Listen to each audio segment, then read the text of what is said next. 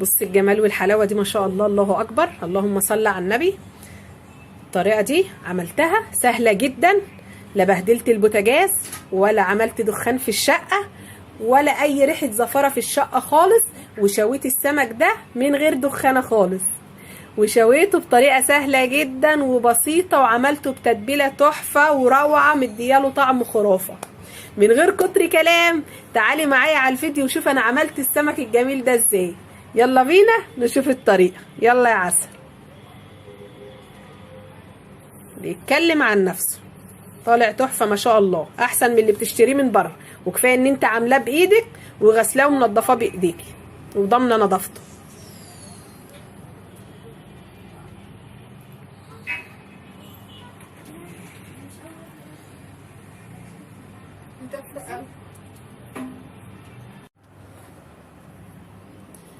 ايه ازيكم حبايبي، عاملين ايه؟ يا رب تكونوا بألف خير، كل سنة وانتوا طيبين، ورمضان كريم عليكم يا رب وعلينا يا رب العالمين. النهاردة ان شاء الله هنحضر الفطار بتاعنا مع بعض. انا هعمل النهاردة ان شاء الله سمك، انا ما عملت السمك خالص في رمضان، فقلت اغير بقى في الاكل واعمل ايه سمك النهاردة. انا معايا سمك بلطي، جبته وغسلته كويس ونضفته كده وخليت قلبه ما شاء الله عليه، بصوا فله كده، سمك نضيف ما شاء الله عليه. ومعايا الحاجات اللي انا هستعملها في الخلطه، وطبعا السمك هات الكميه اللي انت عايزاها حسب ايه الاكله بتاعتك وعدد افراد الاسره. معايا هنا جزر مبشور، كزبره خضراء، نص طماطمايه، فلفل اخضر حامي على بارد، ومعايا توم، ومعلقه صغيره هرسه شطه وليمون، ومعايا معلقتين خل، ومعايا التوابل بتاعتي ملح وكمون وشويه كزبره ناشفه. عايزه تحطي بهارات سمك كمان عندك حطي، ما عندكيش تستكفي بالحاجات دي كلها زي الفل. اجيب دلوقتي حاجه ايه ندرب الخلطه بتاعتنا دي عشان نعمل السمك بتاعنا. هنعمله بطريقه سهله خالص، ولا هنبهدل البوتاجاز ولا هندخن الشقه وتفضل يومين وثلاثه ريحتها سمك، لا هنعمله بطريقه حلوه وانسي ريحه الدخان ده خالص، والنتيجه هتطلع معاك ان شاء الله مضمونه وزي الفل، وهيطلع طعمه تحفه. نجيب بقى حاجه ايه نقلب الخلطه بتاعتنا دي على بعض. جبت طبق معايا اهوت هحط فيه الجزر، بسم الله الرحمن الرحيم، وهرسه الشطه والثوم، بس مش هاخد الثوم كله، هسيب حته صغيره بس، والفلفل برده مش هاخده كله، هسيب برده حته صغيره هحتاجها انا بعد ما اشوي السمك ان شاء الله. نخليهم مع بعض كده. اخد القطايه، عايزه تحطي طماطم حطي، مش عايزه براحتك، ممكن تبشري او تقطعي كمان بصلايه معاه تبقى جميله جدا. يعني هتسيبي السمك وتاكلي الخلطه دي. واخلي برده شويه الكزبره دول عشان انا هحتاجهم بعد ما اشوي السمك ان شاء الله.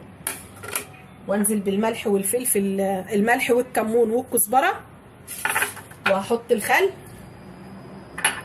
وهعصر الليمون بتاعي، بسم الله الرحمن الرحيم.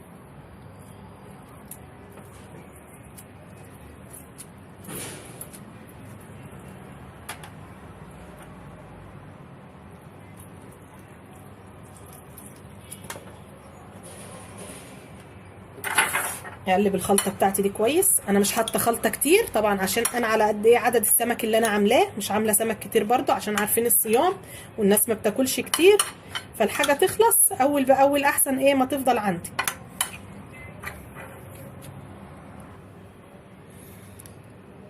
كده قلبت الخلطه بتاعتي كويس اهي. هجيب السمك واملحه. انا بحب الخلطه صراحه فيه كتير، لان انا بحب اكل الخلطه دي وهي مستويه كده، بيبقى طعمها تحفه.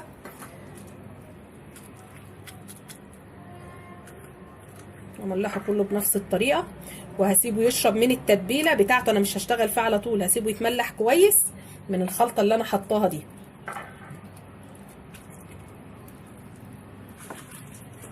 وهرجع بقى ان شاء الله كده ايه نشويه مع بعض، ونشوف هنشويه ازاي وايه الطريقه السهله اللي احنا هنشويه بيها. بس قبل كل ده ما تنسنيش في اللايك، عشان اللايك هو اللي بيرفع لي الفيديو عشان استمر معاك ان شاء الله، تشجيع منك ليا كده عشان استمر. اسيبكم بقى ايه على ما السمك بتاعي يتملح وارجع نكمله مع بعض ان شاء الله.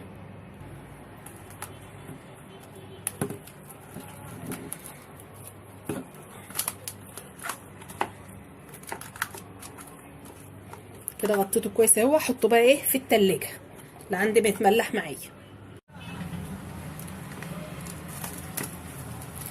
بصوا حبايب قلب السمك بتاعي بعد ما اتبل وشرب التتبيله بتاعته كويس، هعمله بقى ايه بالرده. انا عندي الرده هي بتجيبها من عند اي عطار، تتباع في عند العلافين، رده ناعمه لشوي السمك لان في رده خشنه عندي. وهجيب السمك بتاعي وهتبله في قلب ايه الرده. الرده الناعمه بتمسك على السمك معاكي عن الرده الخشنه، الخشنه بتقع ما بتثبتش عليه، بس الرده الناعمه ما شاء الله ماسكه معايا حلوه. وعندي الصاج بتاع الفرن زي ده كده، ادي الصاج اللي انا ايه هعمل فيه. انا حاطه فيه ورقه زبده عشان لو السمك نزل ميه ولا حاجه تنزل على الورق، وممكن ما تحطيش الورقه خالص، انا بعمله كده او كده والنتيجه بتطلع جميله ما شاء الله. وهجيب السمك بتاعي وهروح رصاه ايه في الصاج. هعمل كل الكميه اللي معايا بنفس الطريقه، بالله كده في الرده واروح حطاها ايه رصاها في الصاج. طبعا وانا ولعت الايه الشوايه، عشان انا هولع له الشوايه مش هولع الفرن من تحت، هولع الشوايه. واول ما السمك يشوي معايا من فوق هروح قلبها على الوش التاني على طول، عشان الوش التاني يشوي معايا.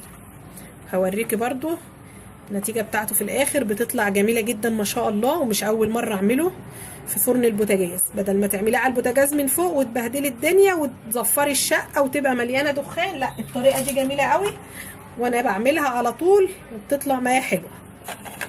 خلص بقى ايه الكميه كلها وارجع كده. خلصت اهوت.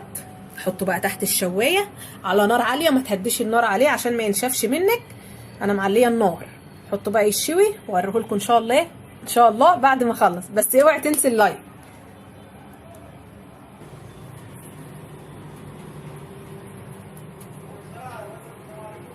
بصوا حبايبي اللهم صل على النبي على السمك بتاعنا بعد ما اتشوى جميل ما شاء الله. بص طالع مشوي لا محروق ولا اي حاجه، كده اكنه مقلي ما شاء الله عليه. هجيب بقى ايه شويه الكزبره اللي انا قلت لكم هشيلهم، دي الكزبره مع شويه الثوم والفلفل، وحطيت عليهم ملح وكمون. واجيب ازود عليهم ميه عشان هبل بيهم ايه السمك بتاعي، عشان يطري لي السمك كده ويطلع معايا جميل ما شاء الله. واقلبهم كويس مع بعض. الكزبره ما بتحطيها على السمك بتودي السمك في حته تانية خالص، بتديله طعم تحفه ما شاء الله.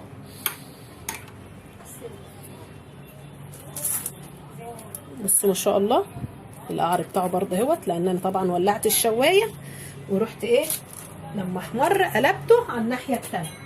احط السمك كده واحط من الخلطه دي عشان يشرب منها وتطر السمك معايا.